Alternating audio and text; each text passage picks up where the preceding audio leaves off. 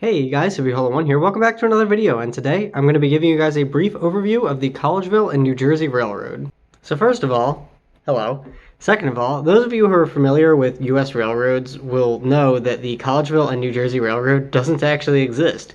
That's because it's a fictional railroad that I've been developing for the past 9 years. Yikes.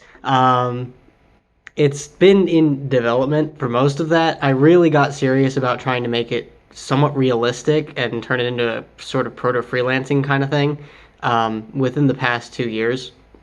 And it's definitely changed a lot from its original idea, which was basically just like, hey, I like this, let's turn it into a fictional railroad, which isn't at all how proto-freelancing works.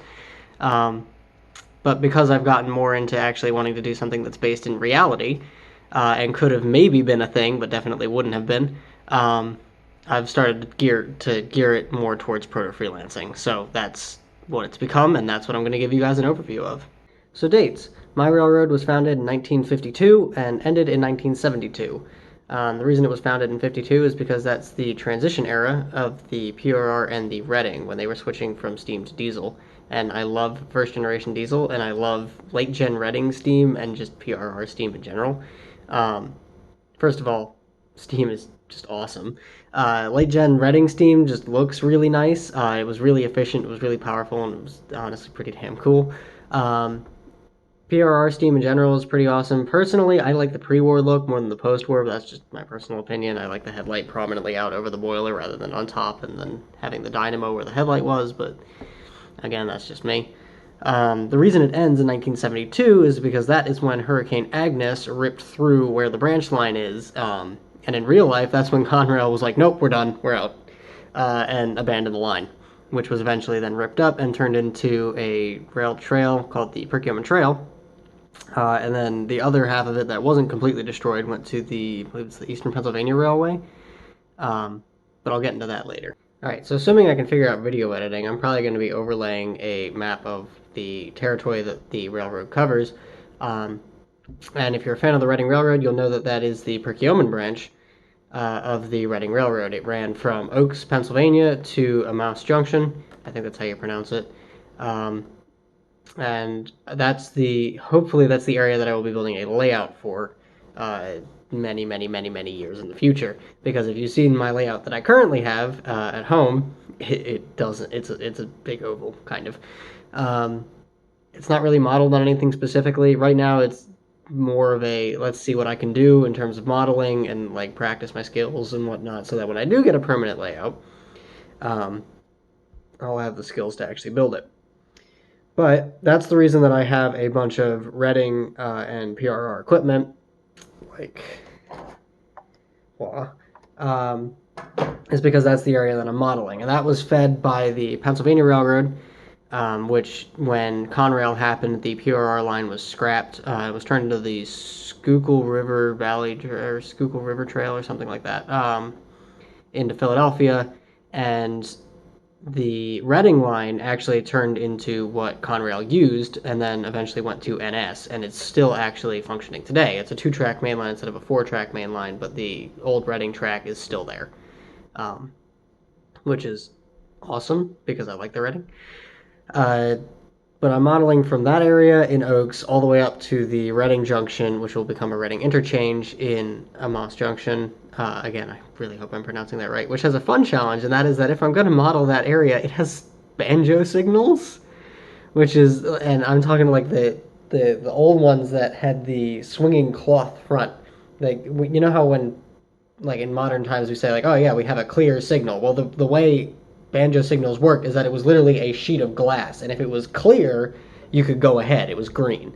If it would have a red piece of fabric or whatever, or canvas that would drop down in front of that clear sheet and show red during the day, obviously, and that's how you would have a red signal. So when they say clear track ahead, I think that's what that comes from, is those banjo signals. And then at night they had a lantern above another lamp that was above the primary disc.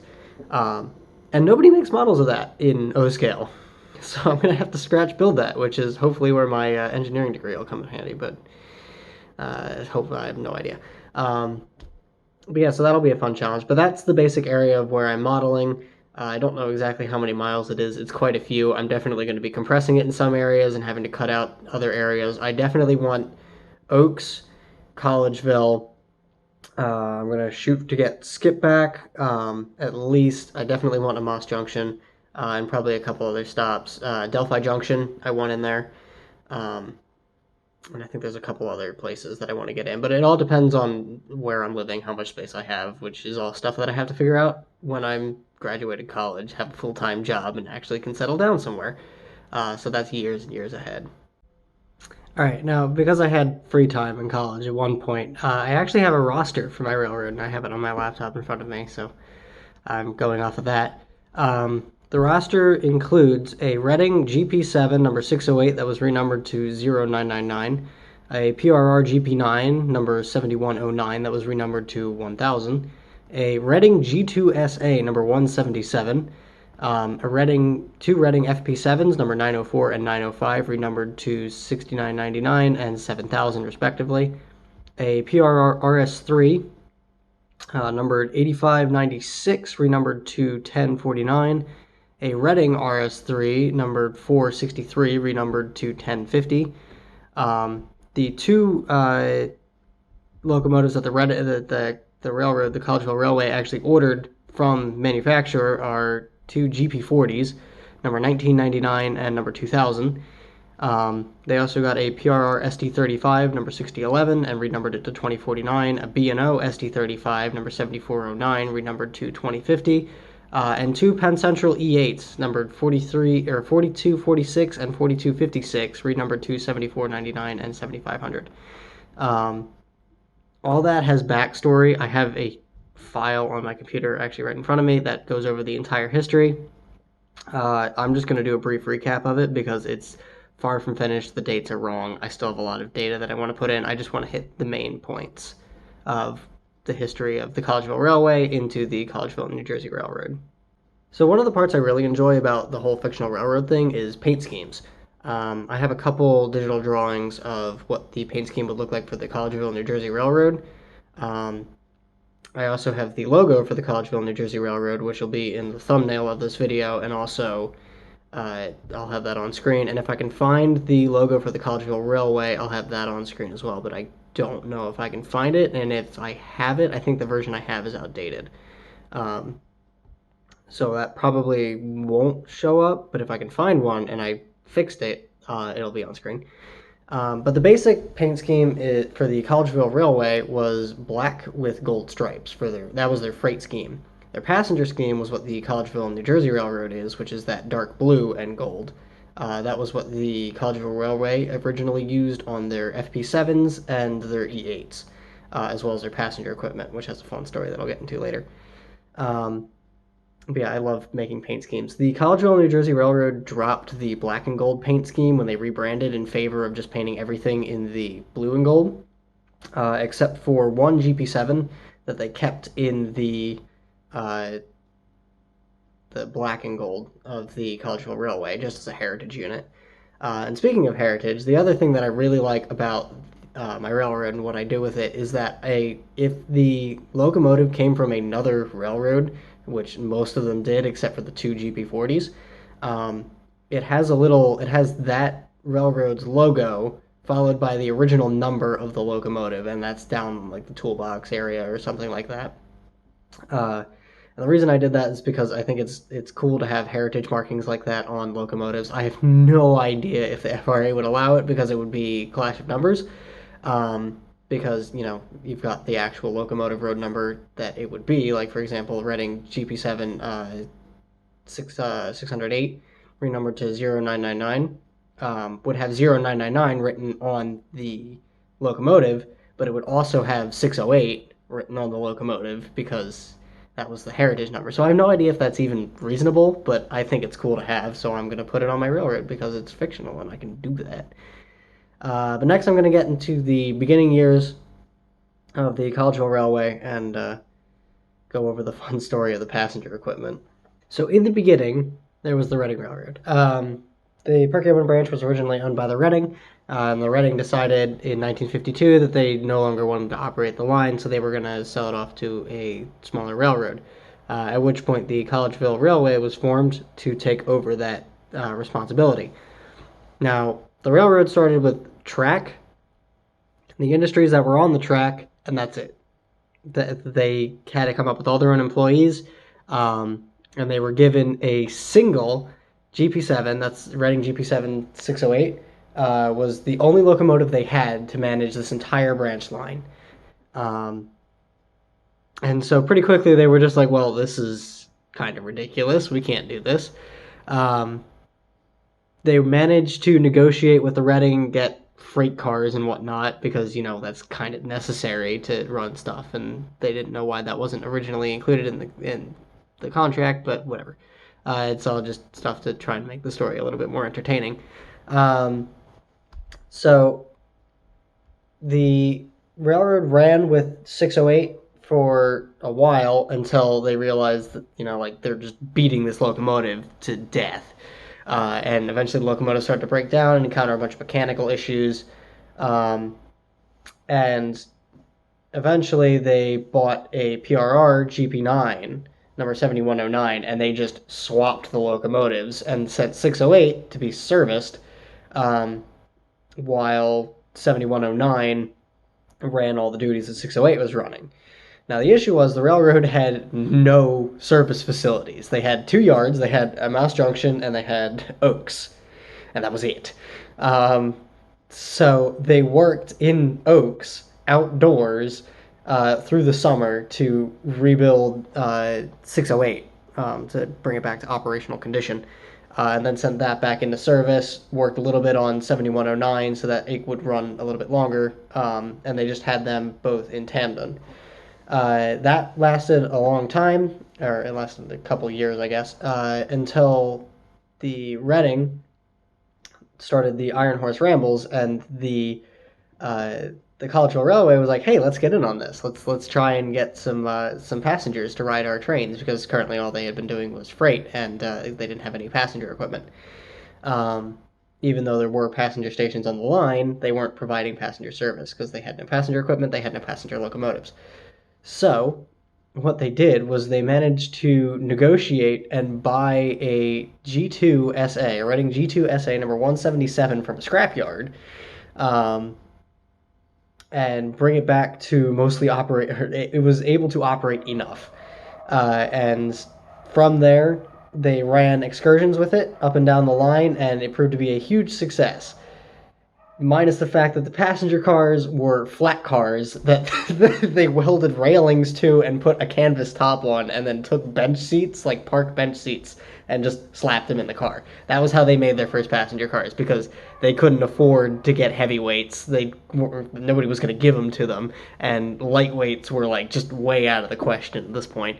So that's what they did. They just took a bunch of flat cars and retrofitted them into open air passenger cars, and that worked great in the summer. And then winter rolled around, and they had to stop the excursions because the cars had no heat. Cars had it was open air. There were no windows. It was none of that. So occasionally, during those winter months, because the locomotive only had enough flue time for 2 summers, during the winter months between those 2 summers, you would occasionally see 177 pulling freight trains, and that proved to be a huge draw for people that wanted to take photos of stuff. They wanted to see this passenger steam locomotive that was now owned by a short line, then all the other ones had gotten scrapped pulling freight. So that got the word out that, like, hey, the train existed, and then the following summer they got massive turnouts for the excursion, and then the flue time expired for 177, so they had to retire the locomotive. But after they retired it, they had made so much money from these excursions that they bought 2 FP7s, and that proved to be really controversial in the storyline, in that they bought 2 new locomotives to pull this passenger train rather than spending that money to rebuild 177.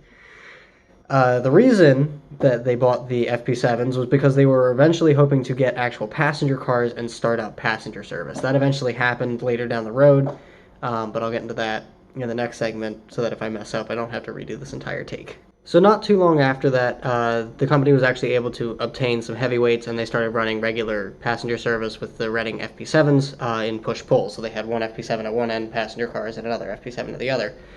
Um, at this point, they kind of needed a paint scheme, uh, but they didn't really have any strong motivator to make it until they realized that they had a new industry. They had the cement factory, I think, on the line, and they were like, okay, let's get a locomotive that exclusively services this facility because this facility needs a locomotive exclusive to it because it was a busy industry, theoretically. Um, so somebody who lived near the railroad managed to find an abandoned PRR RS3 just sitting about.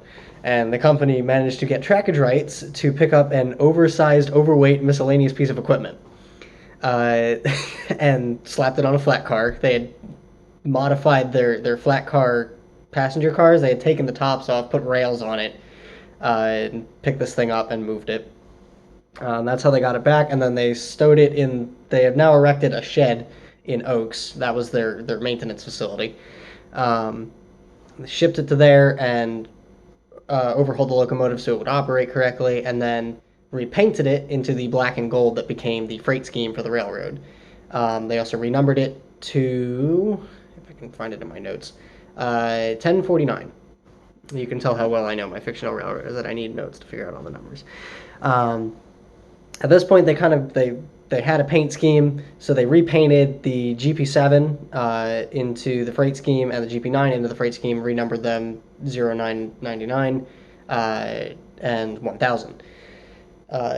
They also repainted the FP7s into the same scheme, except they used dark blue instead of black, and that created the passenger scheme, which would eventually become the Collegeville, New Jersey's like paint scheme. Like that's just what they used. They also renumbered the FP7s to 6999 and 7000. You'll notice the trend with the numbers here is that really high numbers, like above 6,000 or so, is passenger equipment, except for 177. 177. And numbers below that is freight equipment. So they managed to get another RS3 from the Reading company, and at this point they had pretty good. They had good locomotive like stuff going on within the company. And at this point, there were companies outside of the main branch line that were like, "Hey, I want part of that. I want to have you exclusively pick up my cars and bring them straight to their destination." And the reason that they wanted this is because the Reading had started implementing, or Reading would later implement Beeline service, which is basically like what this is. I don't know if the years are going to line up or not. But Beeline service was basically like we pick up cars here and we ship them directly here, and that way it doesn't have to go through 24 hours of interlockings and guards and humps and all this fun jazz. It just goes straight point to point, which proved to be really successful for the Reading, even though they only had 5 locomotives dedicated to it in their entire fleet. But that was the basic idea, and the Collegeville Railway, not being one to pass up a business opportunity, was like, okay, we'll do that, but we have no locomotives, so give us a minute. And they ordered brand new 2 GP40s, numbered 1999 and 2000. One of them served the northern end, and the other one served the southern end. I can't remember which one did what. But the basic way it worked is that those locomotives would go out, pick up the cars from the businesses, bring them back to Moss Junction or Oaks, and then from there the GP7s would pick it up and bring it down to an area close to where the business was, and then the RS3s would take it from there and actually like switch the industries and whatnot. Because Alcos. After that, they started realizing that they needed more power within the actual branch line itself, so they they kept the GP40s on the outside. They brought the GP40s in, right? I know my own history really well, apparently. They brought the GP40s in and started having the GP40s do branch line stuff. At this point, the tracks it had been double tracked, like it was a pretty well developed set of rails. And they got a SD35 from the PRR and the B&O, repainted them, renumbered them to 2049 and 2050, and had them doing the north-south runs. At this point, a campaign had been started to fire up 177, and it actually managed to raise a lot of money really quickly, and the railroad was pretty surprised by this because they thought that most people had forgotten about the locomotive, but apparently not. Keeping in mind this entire time it had just been sitting outdoors, exposed to the open air in a yard that they had thrown together in skipback. Um, so it was falling apart. Uh, but they raised enough money, and they got a bunch of volunteers together, and they volunteered at the skipback yard, which was really just a glorified siding, and rebuilt the locomotive over the course of several years, at which point it went back into passenger service. At this point, they were actually using the heavyweights because the flat cars had gone back to being actual flat cars. And then, at the end of the Collegeville Railway's life, they had an idea to start passenger service from like Lansdale to Ocean City, New Jersey. They just wanted to run one straight passenger train there and back. Um, at this point, the Penn Central existed, and they were like, "Hey, we're looking for passenger equipment that can go long distances. Can you give us like something to pull these things?" And they were like, "Sure, here's two E8s." And the railroad was like, "Oh, great. Where do we store these?" They didn't. They just kept them out usually or on a siding somewhere. They didn't really put them in storage because they still didn't have storage at this point. They had no sheds. They had no roundhouse, no nothing like that. Most of the work was being done outside, which made the winter months really fun. Uh, but yeah, they repainted them into and renumbered them to 7499 and 7500. Hooked up all the passenger cars that they had and ran it out, and it became the Seaside Limited or Seaside Express or one or the other. And that is when it crossed over the border into New Jersey. That's when the railroad was like, okay, we've expanded enough now, even though they really hadn't, that we are going to rename our company to the Collegeville and New Jersey Railroad. At which point they repainted all the locomotives except for 999 and 177. And history would continue to go on. I haven't written that yet until 1972 when the hurricane hit, washed everything out, destroyed the railroad. It basically was what happened to the Lehigh Valley. Railroad got washed out, flooded, couldn't afford to fix it, declared bankruptcy. That was the end of that. But yeah, so that's the basic history of the Collegeville Railway and the Collegeville and New Jersey. So hope you enjoyed that. Now, because most of you watch my videos to see trains go around in circles occasionally, I'm going to do that with a new locomotive that I bought. So if my parents manage to watch this all the way through, because they don't know that I own this yet, they're going to get to see this, but we'll see. So yeah, thank you all for watching. Thank you all for listening. Here's what I look like. It's not that impressive. But yeah, enjoy some running shots and have a good day, or maybe good night in your case, as it is for me. And see ya.